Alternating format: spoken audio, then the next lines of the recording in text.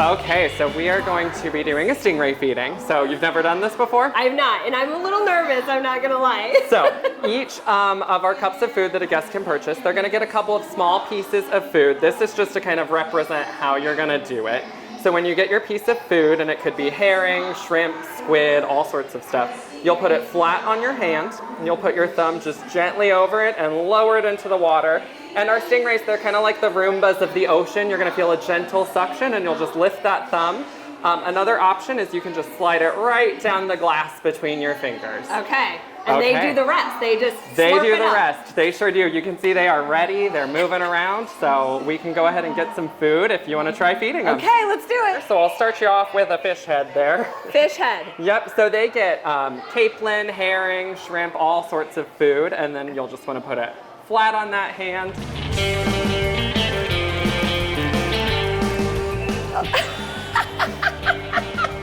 He did it.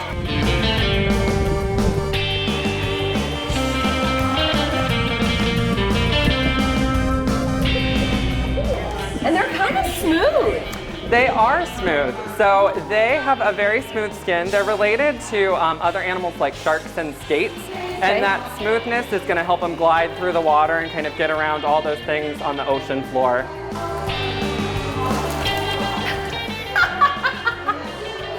He's not very happy with my feeding. Our vet staff does trim those stingers about 3 or 4 times a year. It's just like cutting our fingernails. It doesn't hurt them or anything. There you go. There you go. Do you want to do some, JR?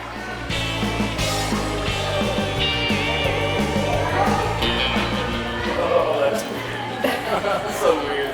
We have 13 of the cow nose rays. So those are the ones you're feeding right up front with those curvier faces.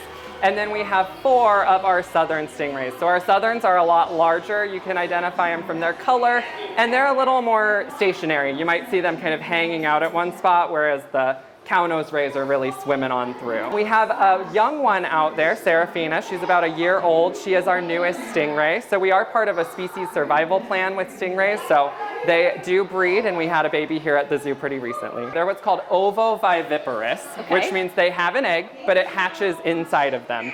So they do have a live birth after that egg develops inside. Okay. These ones are actually going to be along the southern United States, like in the Caribbean. And that would be both of these species. Their eyes are up front, you're seeing their gills, and then on their bottom is their mouth. It kind of looks like a smiley face when they're up against the glass, so they're very happy to be eating. And do they have teeth, or is that more like filaments? They do have teeth. Their teeth are pretty different from ours. They're more of like a grinding tooth. So what they're gonna do out in the wild in like a mangrove forest like this, they would find things like lobster or clams, and they're gonna use those teeth to grind and break those shells open. Which is also why it's so important for all of us to make sure we're keeping like trash and stuff out of the ocean, because they are swimming around looking for things with their mouth, sensing it, and just kind of using those teeth to grind.